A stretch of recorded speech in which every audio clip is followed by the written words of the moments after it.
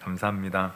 우리 말씀 한 구절 봅니다. 로마서 8장 30절에서 32절까지. 30절에서 32절. 8장 30절에서 32절. 로마서입니다. 우리 한 절씩 교독합니다. 또 미리 정하신, 우리 같이 읽겠습니다. 시작. 또 미리 정하신 그들을 또한 부르시고 부르신 그들을 또한 의롭다 하시고 의롭다 하신 그들을 또한 영화롭게 하셨느니라. 그런즉 이 일에 대하여 우리가 무슨 말하리요? 만일 하나님이 우리를 위하시면 누가 우리를 대적하리요? 자기 아들을 아끼지 아니하시고 우리 모든 사람을 위하여 내주신 이가 어찌 그 아들과 함께 모든 것을 우리에게 주시지 아니하겠느냐. 아멘. 아멘. 오늘은 우리 구원의 서정 마지막 단계인 우리 견인에 대해서 좀 나누려고 합니다. 이제 구원의 완성은 영화죠, 영화. 우리가 주님 앞에 가는 날, 또 주님 앞에 서는 날, 예수 믿은 우리 주의 백성들은 영화롭게 됩니다. 이 땅에서는 비록 불완전하고 또 많은 환난과 시련이 있지만 주님 앞에 서는 날, 이 서는 날이 언젠가 우리가 육체가 끝나서 우리 개인적으로 마지막을 맞이해서 주님 앞에 서는 때, 혹은 우리가 살아있는데 예수님이 오셨을 때, 어쨌든 최후에는 우리가 주님 앞에 서는데 그때 이제 우리의 구원이 완성이 돼요. 그 구원의 과정을 우리가 하나하나 뜯어보니까 이제 우리가 부르심부터 이제 시작해서 이제 왔는데요. 그 영화에 가기까지 마지막 구원의 어떤 단계라고 해야 되나요? 이 단계가 이제 견인이에요, 견인. 그래서 오늘은 견인에 대해서 이제 살펴보고 마치려고 하는데요. 어릴 때 한 번은 교회에서 갔는지 하여튼 부모님과 함께 산에 올라간 적이 있습니다. 그런데 산이 생각보다 가파르고 좀 돌도 많고 험했어요. 중간쯤 올라가니까 제가 어린 나이에 힘이 들더라고요. 그래서 더 올라가고 싶은 마음이 이제 싹 사라졌어요. 엄마한테 내려가겠다고 하니까 안 된대요.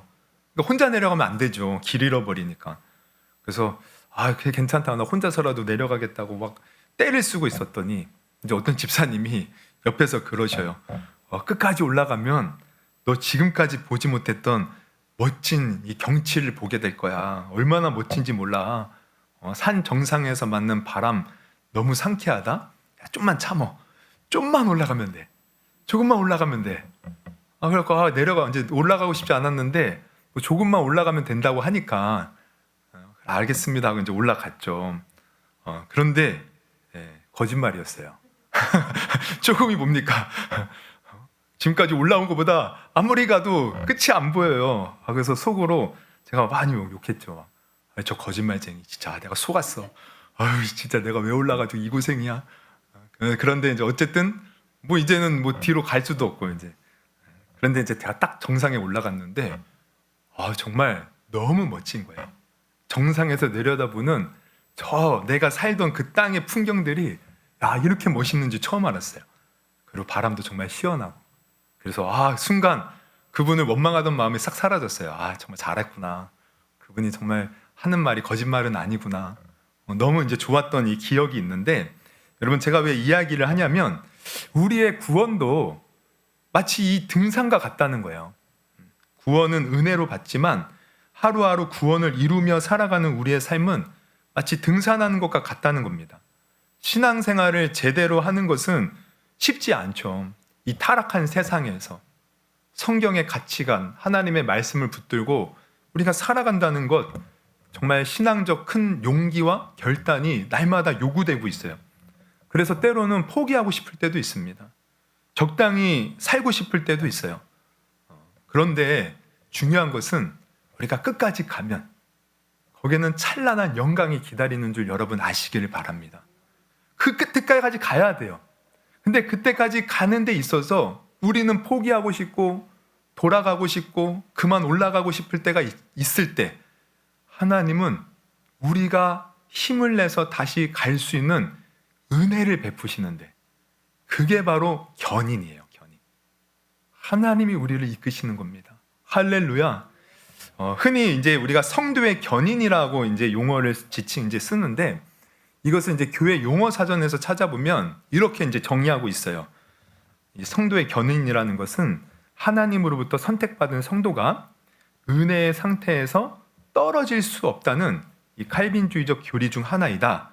성도의 궁극적인 구원이라고도 한다.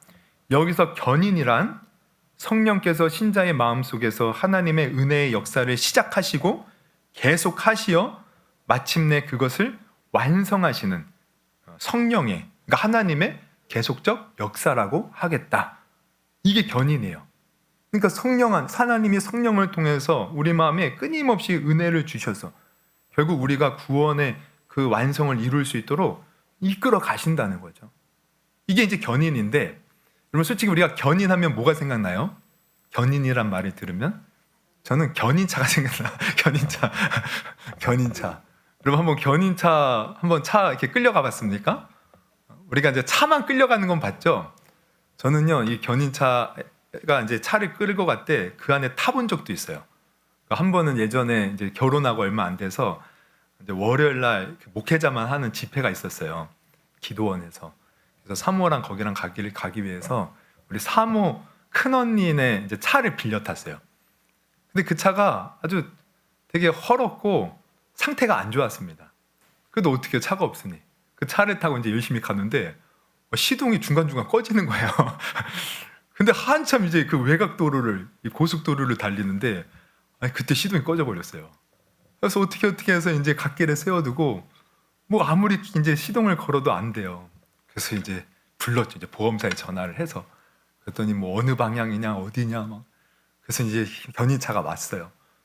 근데 우리가 그걸 안 타면은 갈 데가 없잖아요. 그래서 그 안에 이제 탔더니 견인차가 우리 차를 이렇게 견인해서 끌고 가요. 저는 어떻게 해요? 가만히 타 있으면 돼요. 그냥 가만히 타 있었어요. 이게 이제 견인되어 간 건데, 그런데 우리가 이제 알아야 될 것은 지금 성도의 견인에서 이 견인은 우리가 아무것도 안 하고 그냥 하나님이 나를 끌어가는 대로 끌려가는 게 아닙니다. 이 견인차의 차가 끌려가는 것과는 개념이 다르다는 거예요. 우리는 그냥 가만히 있는 게 아니에요. 하나님께서는 우리에게 어떻게? 그냥 가만히 끌고 가시는 것이 아니라 우리로 하여금 구원의 길을 걸어갈 수 있도록 우리에게 은혜를 주신다는 거예요.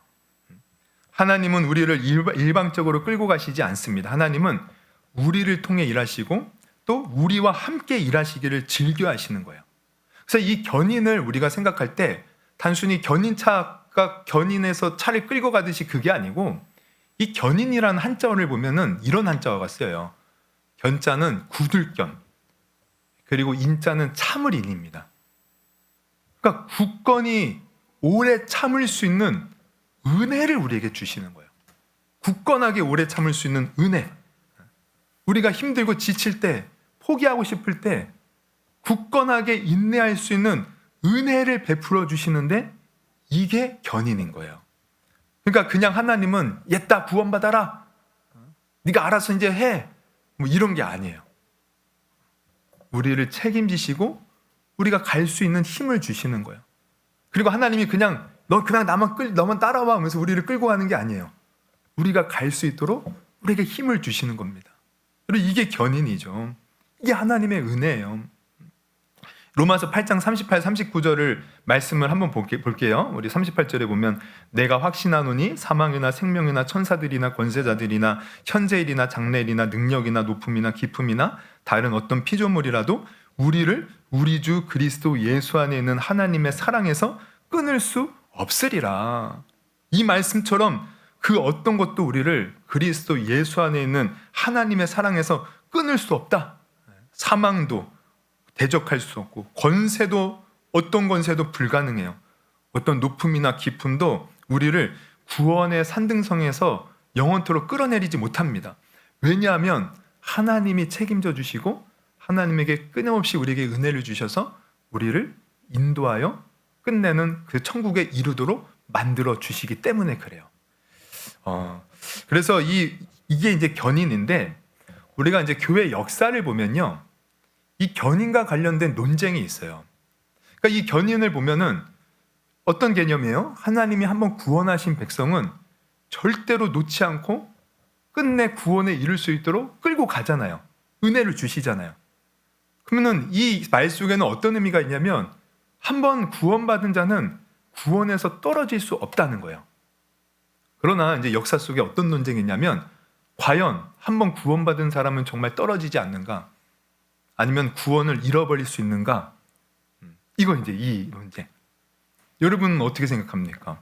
한번 구원받은 사람이 구원에서 떨어질 수 있을까요, 없을까요? 이제 이게 아마 이제 개인별로 생각이 다 다를 거라 생각이 되는데, 저는 옛날에 이제 그렇게 생각해요. 이제 제가 신학교 이제 초반에는 당연히 아니 구원받은 사람도 떨어지지 않냐? 실제로 우리가 신앙생활하다 보면 그토록 열심히 하던 사람이 믿음 버리고 세상으로 나가는 거 있지 않냐? 저는 그렇게 생각해서 구원은 떨어질 수 있다. 그거를 이제 이제 여기에 지지하는 사람들이 흔히 이제 사용하는 성경 구절이 히브리서 이제 6장 말씀이에요. 6장 4절에 보면 이렇게 나와 있어요. 한번 빛을 받고 하늘의 은사를 맛보고 성령에 참여한 바 되고 하나님의 선한 말씀과 내세의 능력을 맛보고도 타락한 자들은 다시 새롭게 하여 회개할 수 없나니 이는 그들이 하나님의 아들을 다시 십자가에 못 박아 드러내놓고 욕되게 함이라. 이 말씀 구절로 거봐라. 한번 빛을 보고 하늘의 은사도 맛보고 성령에 참여된 사람이 타락할 수 있는 거 아니냐? 근데 이 구절을 우리가 이제 어떻게 보느냐에 따라서 이게 달라지는데 사실 이 구절은요 경고의 메시지예요. 그러니까 지금 여기서 말하는 이 타락한 자들은 사실 처음부터 구원받은 자가 아니었던 거예요. 그래서 그 단어를 보면 우리가 다시 이제 4절을 보면은 4절, 5절에 보면은 반복되는 동사가 있어요. 이게 뭐냐면 맛보고입니다. 맛보고. 이 맛보고라는 단어를 보면은 이게 이제 이제 게우오마이라는 단어인데 이게 완전히 소유된 게 아니에요. 그러니까 먹었다라는 표현이 아니라 맛봤다잖아요. 맛본 건 먹은 게 아니잖아요. 맛본 겁니다. 그러니까 그냥 하나님의 은혜를 겉에서 맛본 거예요. 물론 겉으로 볼 때는 그 사람도 교회에 와서 은혜 받은 것 같고 구원받은 것 같아요. 왜? 똑같이 막 은혜도 받고 막 감동도 받고 막 눈물도 흘리고 막 이제 예수님 믿겠다고 하니까. 근데 이들은 그냥 막 보는 사람들이었어요. 제대로 구원의 은혜를 받지 못한 사람들입니다. 그래서 나중에 이제 이게 지금 우리가 이제 그 4절에서 6절을 봤는데 이거를 이제 경고를 하는 거예요. 믿는 성도들에게 힘을 내라고 이렇게 하면 안 된다 하면서 9절에 보면 이제 이렇게 말을 해요. 이 히브리서 기자가 사랑하는 자들아 우리가 이같이 말하나 너희에게는 이보다 더 좋은 것 곧 구원에 속한 것이 있음을 확신하노라. 그러니까 지금 앞에 있는 사람들은 구원에 속한 자들이 아니었던 거예요. 그래서 겉으로는 뭔가 은혜 받고 한 것처럼 보였지만 결국 타락했어요. 왜? 그들은 자기의 힘의 노력으로 했던 자들이기 때문에. 근데 뒤에 있는 자들, 구원받은 자들, 구원에 속한 자들, 이들은 하나님이 붙들어 주신다는 거예요. 하나님. 그래서 저는 이러한 말씀 속에서 성경을 보니까 성경도요, 우리가 구원받으면 반드시 하나님은 이 구원을 이루어 가신다라는 것을 성경은 지지하고 있습니다. 몇 가지 이제 살펴보면은 우리 요한복음 10장 28절에 보면 내가 그들에게 영생을 주노니 영원히 멸망하지 아니할 것이요 또 그들을 내 손에서 뭐예요? 빼앗을 자가 없느니라. 빌립보서 1장 6절 같이 한번 읽어볼까요? 시작. 착한 일을 시작하신 그리스도 예수의 날까지 이루실 줄을 우리가 확신하노라. 그리고 오늘 읽은 본문 30절 같이 읽어보겠습니다. 시작.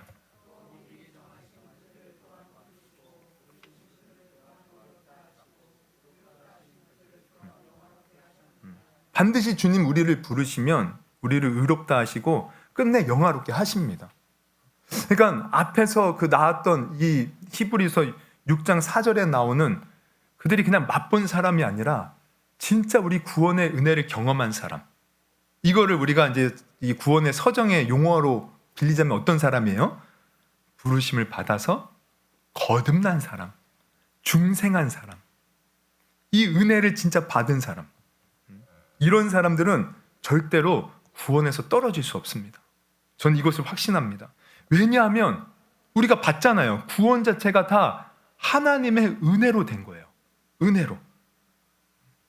그러니까 만약 구원의 시작이 인간이라면 그럼 구원에서 탈락할 수 있습니다. 왜냐하면 인간으로부터 시작된 구원은 당연히 유한할 것이고 변할 것이고 완벽하지 않기 때문에 그래요.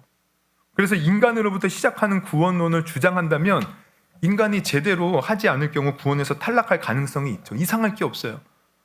하지만 우리가 지금까지 일관되게 살펴본 것처럼 구원은 하나님이 하시는 거예요.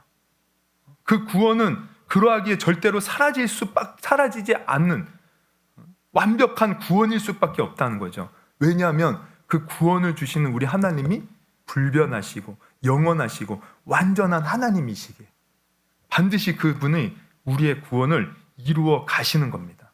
그래서 하나님은 반드시 우리가 연약하고 부족해도 내가 때로는 쓰러져도 견인의 은혜를 주셔서 우리를 끝까지 이끌어 가신다는 것을 여러분 확신할 수 있기를 주님의 이름으로 축원합니다.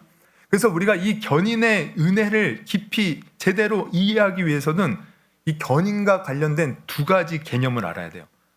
하나는 뭐냐면 인치심입니다. 인치심. 그리고 또 하나는 보증이라는 말이에요. 우리 에베소서 1장 13절, 14절 한번 볼까요? 우리 한번 같이 읽어보겠습니다. 시작. 그 안에서 너희도 진리의 말씀 곧 너희의 구원의 복음을 듣고 그 안에서 또한 믿어 약속의 성령으로 인치심을 받았으니 이는 우리의 기업의 보증이 되사 그 얻으신 것을 속량하시고 여기 보면 이제 인치심 또 보증이라는 말이 나와요. 먼저 인치심이라는 단어를 보면 인을 치다 이게 뭡니까? 이게 이제 헬라어로 이제 스프라기조라는 단어가 쓰였는데 이는 임봉하다라는 말도 있고 또 확증하다라는 말이 있어요. 그러니까 인친다는 것은 우리가 이제 도장 찍는 이미지가 떠오르는데 맞습니다.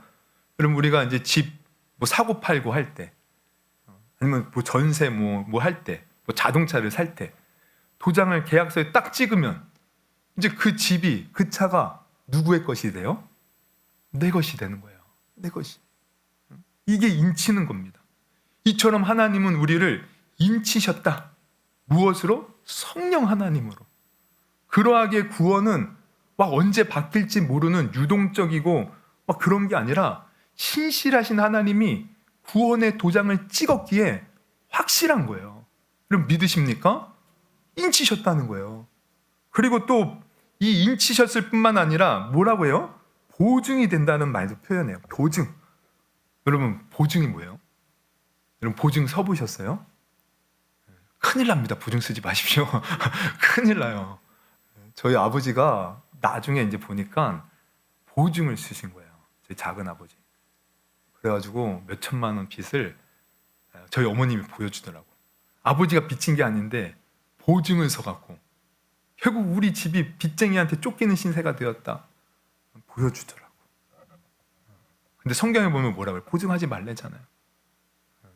진짜 답답하더라고요. 어쨌든 이 보증.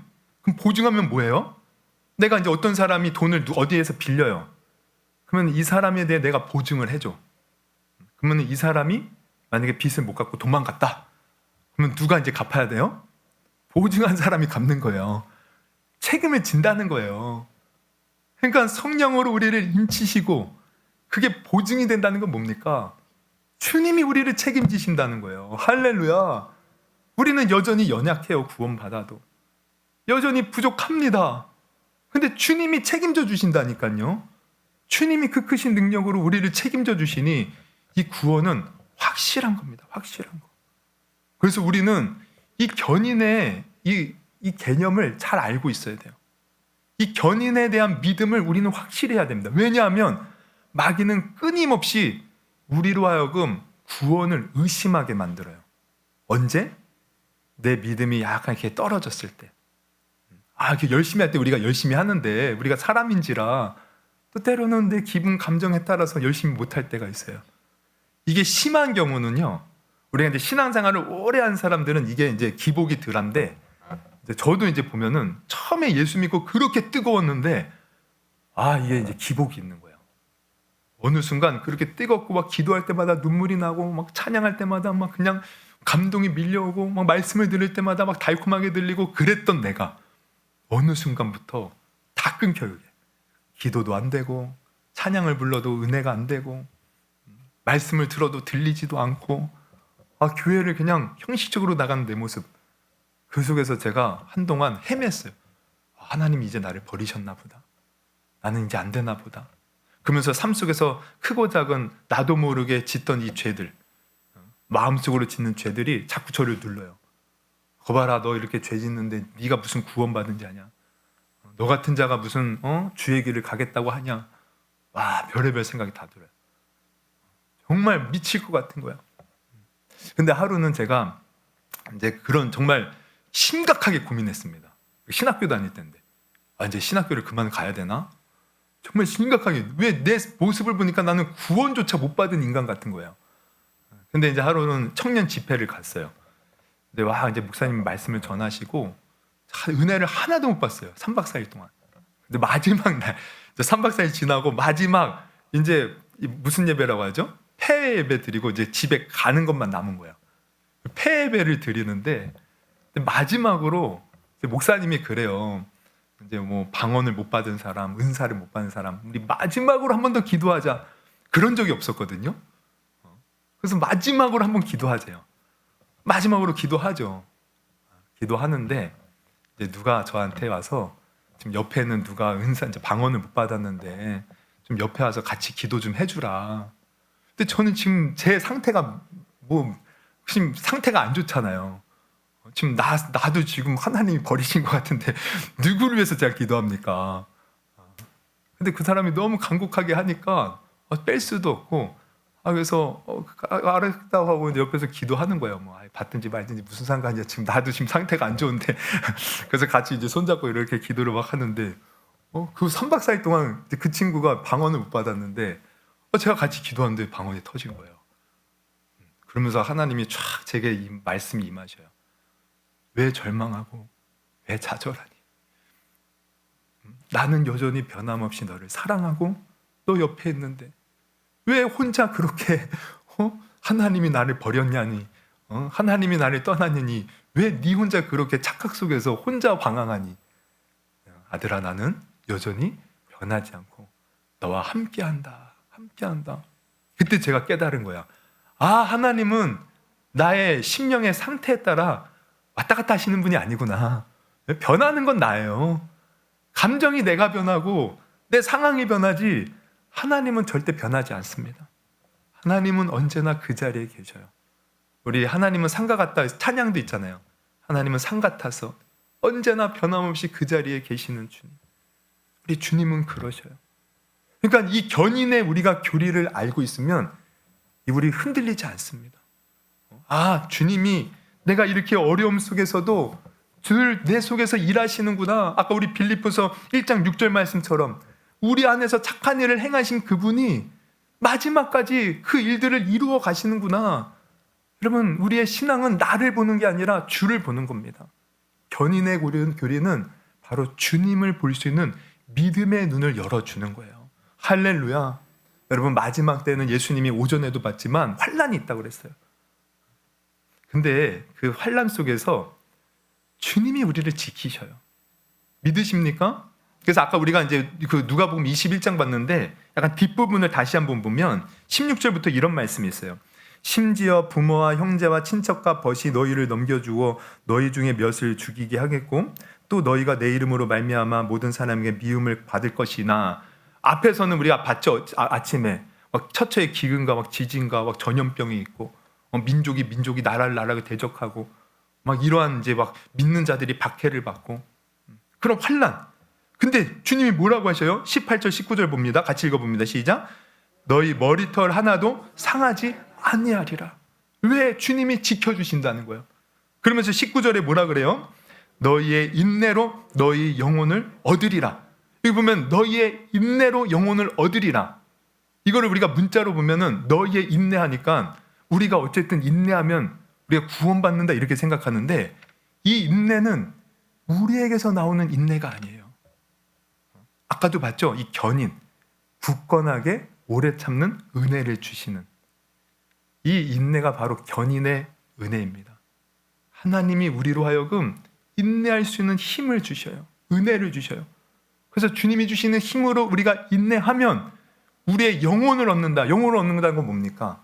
이거 쉽게 말하면 이 영혼은 바로 우리 자신이에요. 실제 우리 자신. 여러분, 우리가 세상을 살아가면 우리를 세상은 뭘로 평가합니까? 겉모습으로 평가해요. 우리의 외모를 보고 평가하고, 또 우리가 가진 것을 가지고 평가하고, 내가 가진 능력을 가지고 평가하죠. 세상은 이렇게 평가해요.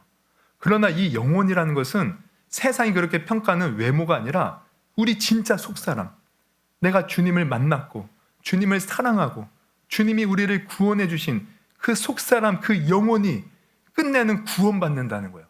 세상이 아무리 요동쳐서 우리의 겉에 있는 모든 것들이 다 파괴되어지고 다 사라질지라도 주님이 주시는 인내를 가지고 그 은혜 가운데 거하는 자는 우리가 결국에는 종국에는 영혼 구원을 받아서 승리의 계가를 부릴 수 있는 복된 자들이 될 수 있다는 것입니다. 할렐루야. 여러분, 이게 견인의 교리예요. 그런데 오늘날 보면은 이 견인의 교리를 또 이제 오해받는 것이 있습니다. 어떤 게 오해받을까요? 이런 게 오해받죠. 아, 견인, 그래, 하나님이 은혜 주셔서 다 하시면 우리 그냥 아무렇게나 살아도 되겠네. 어차피 하나님이 하실 거니까, 하나님이 우리가 넘어지고 쓰러져도 뭐 이끌어 가실 거니까 대충 그냥 살아도 되겠네. 어차피 하나님이 하실 거 아니에요. 뭐 이렇게 이제 오해를 받아요. 그러나 그렇지 않죠.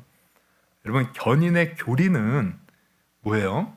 우리에게 확신을 주는 거예요, 사실은. 그러면 우리가 구원의 확신을 가진 자, 우리가 아무렇게나 살겠습니까? 이거 말이 안 돼요, 사실은. 이렇게 물어보는 것 자체가 유치해요. 그리고 만약에 이렇게 생각하는 사람이 있다면 이건 좀 처음부터 이 구원의 은혜를 못 받은 사람입니다. 여러분, 우리가 이제 아까도 말했지만 우리가 이제 결국에는 이 구원이 이제 시작되면 이 구원이라는 것은 이제 아직, 그러니까 이미와 아직 사이에 있어요. 그러니까 예수님을 통해서 우리는 이미 구원받았고 하나님의 자녀가 되었고 이미 하나님 우편에 앉아 있는 것과 마찬가지예요. 예수님과 함께. 근데 아직 그것이 정말 현실로 우리에게는 아직 이루어지지 않았잖아요. 지금 가고 있잖아, 그 길로. 그래서 아직과 현실의 어떤 긴장감 속에 이루어지는 것이 구원인데, 근데 만약 우리가 이 구원에 대한 확신을 가진다면 우리는 사실 아무렇게나 살 수 없습니다. 그러니까 예를 들면 우리 이제 이렇게 청년들이 이제 결혼을 하면, 저 때도 그랬던 것 같은데, 결혼 날짜가 가까이 오면 가까이 올수록 어떡합니까? 막 다이어트도 하죠. 막 다이어트 하고, 막 어디 피부과나 어디 가갖고 막 마사지도 받고, 막 점도 빼고, 막 그냥 난리를 쳐요. 가까우면 가까울수록 나 이제 굶어야 된다고 막 그러면서 막 다이어트를 해요. 막 먹고 싶은 것도 안 먹어요. 아니, 이제 결혼식 뭐 한 달 남고, 물론 이제 파혼하는 경우도 있지만 어쨌든 결혼 이제 한 달 남고 뭐 몇 주 남고, 뭐 남자가 도망가겠어요? 여자가 도망가겠어요? 사실 결혼은 이제 확정적인 거예요. 근데 확정적일수록 아무렇게나 하지 않는다는 거예요. 참고 견디고 그날을 기다린다는 거예요. 그날을 위해서 준비한다는 거예요. 여러분, 견인은 우리에게 확신을 주는데 그날을 기다리게 만듭니다, 사실은. 만약에 견인의 교리가 이러니까 우리가 아무렇게나 살아도 되는 거 아닙니까? 그렇게 물어본다면 그 사람은 구원의 진리의 복음을 처음부터 다시 들어야 돼요. 어쩌면 구원받은 사람이 아닐 수도 있고, 뭐 구원은 받았지만 뭔가 아직 구원에 대해서 모르는 거죠. 그 하나님이 주시는 은혜와 축복을 모르는 거예요. 여러분, 견인의 이 교리는 확신이에요, 확신. 확신을 가진 사람은 어떻게 살겠어요? 다릅니다, 확신을 가진 사람은. 여러분 우리의 구원이 견인을 통해서 확실하다는 것을 우리가 믿을 수 있는 거예요. 그래서 이 확신을 가진 사람은 정말 열심히 살아요, 사실은. 확신 가지고. 그 예전에 이제 제가 신학교 다닐 때 한 이제 후배 이제 동기가 후배가 동기가 아니고 이제 나이가 어린 동기. 그러니까 같은 이제 그 같이 들어왔는데 좀 나이가 어려요. 그런데 이제 머리가 약간 빠지는 겁니다. 탈모. 그래서 탈모가 이게 어린 나이에 탈모가 오니까 이게 얼마나 고민이겠어요. 그래서 이렇게 들어보니까 그냥 별의 별 약을 먹고 뭘 하고 아주 그냥 돈과 시간과 노력을 다 쏟았더라고요. 그러면서 이제 자기가 나름대로 이 탈모를 멈추는 법 이걸 이제 알았다는 거야. 그런데 이제 그때 무렵에 제가 어떤 친구를 만났는데 제 친구. 근데 그 친구가 탈모로 고민을 하고 있는 거죠. 그 친구도.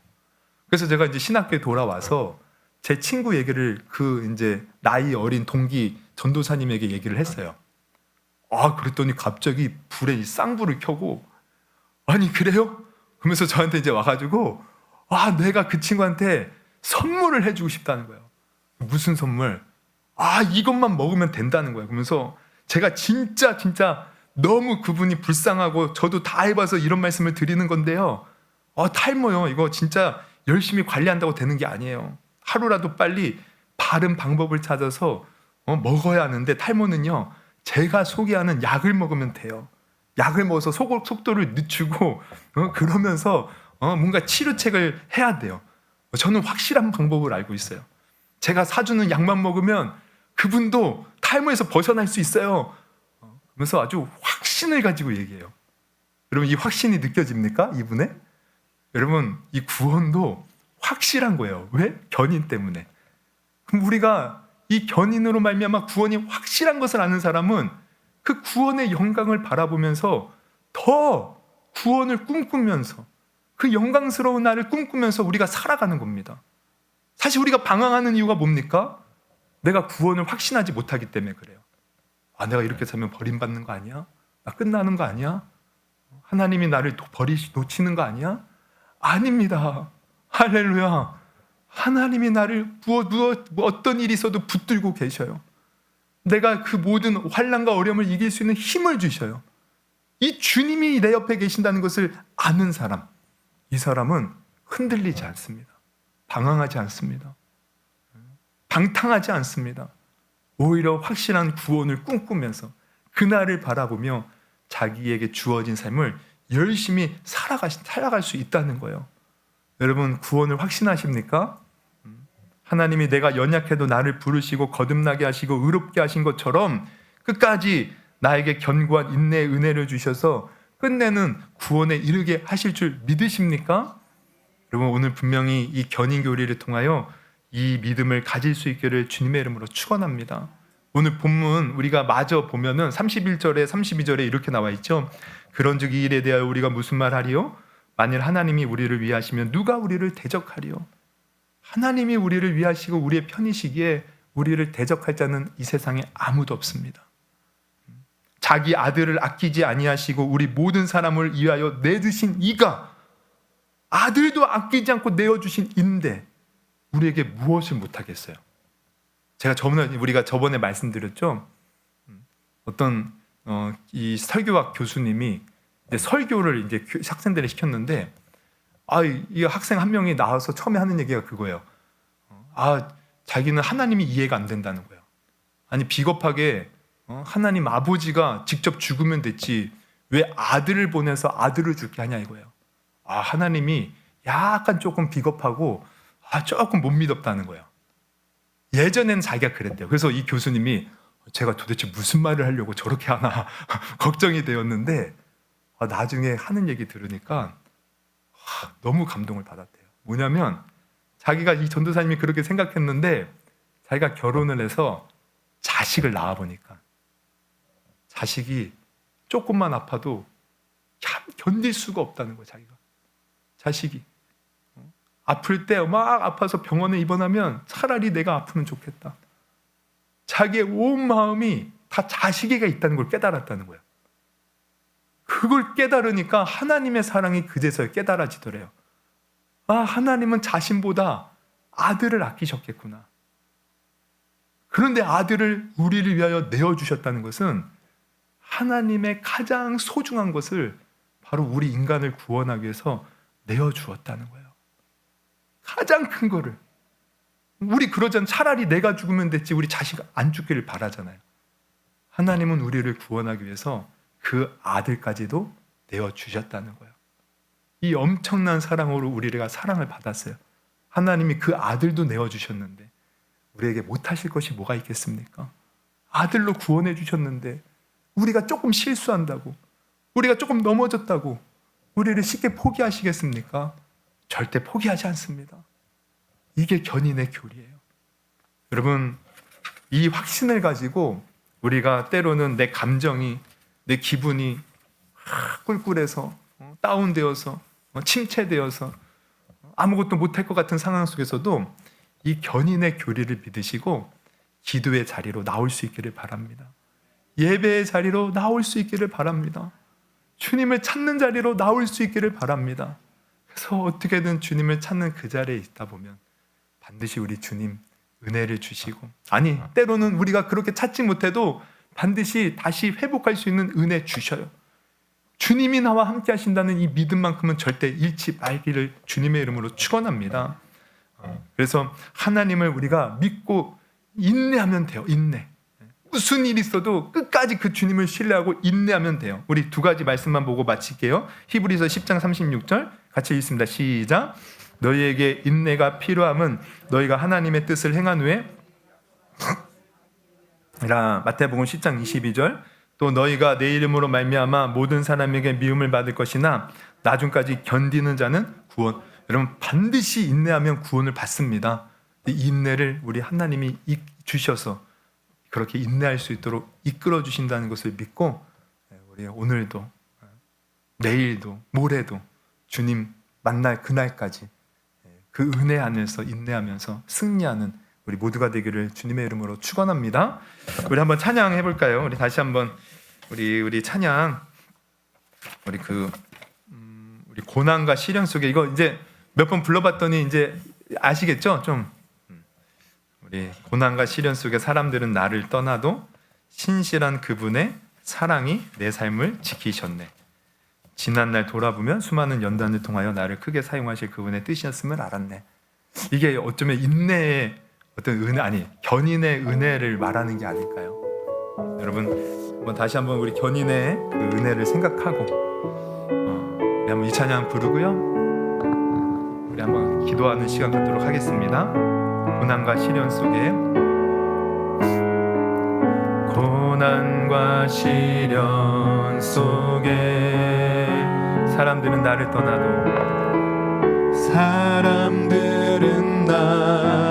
떠나도 신실한 그분의 사랑이 내 삶을 지키셨네. 믿으십니까? 내 삶을 지키셨네. 지난날 돌아보면 수많은 연단을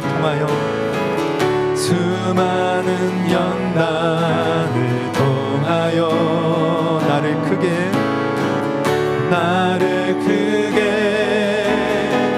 사용하신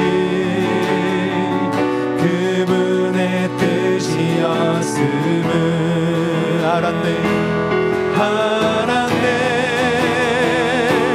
최고의 시간에 최고의 순간에 최고의 것을 주실 분 아버지 그 뜻을 믿으며 난 그저 기도한 최고의 시간에 최고의 순간에 최고의 것을 주실 분 아버지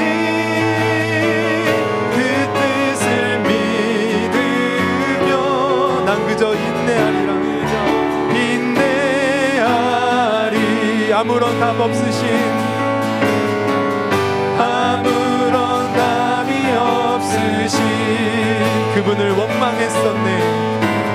그분을 원망했었. 그러나 우리 이제는 견인의 믿음을 가지고 우리 주님을 바라보기를 원합니다. 알았네, 나를 앞서가신 그 사랑, 최고의 시간에 최고의 순간에 최고의 것을 주 믿으십니까? 아버지 그 뜻을 믿으며 난 그저 기도. 우리 한번 두 눈을 감으시고, 여러분, 견인의 이 교리는 정말 우리를 방탕하게 이끄는 게 아닙니다. 우리에게 더 큰 구원의 확신을 주고, 더 우리가 이 구원의 확신을 가지고 더 충실하게 살 수 있도록 이끌어주는 하나님의 은혜예요.